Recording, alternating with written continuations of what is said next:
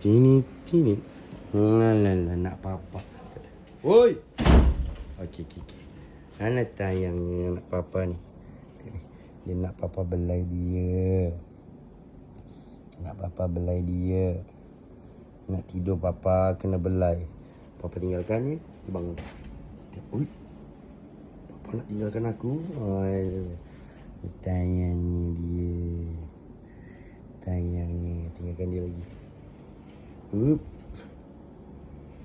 Alah, tidur. Papa kerja. Alah, sedih mukanya. Alah. Papa tak layan kau. Papa kena kerja. Papa kena jumpa acik-acik. Ni raya ke-7. Dari pagi sampai malam. Ramai betul acik-acik, geng.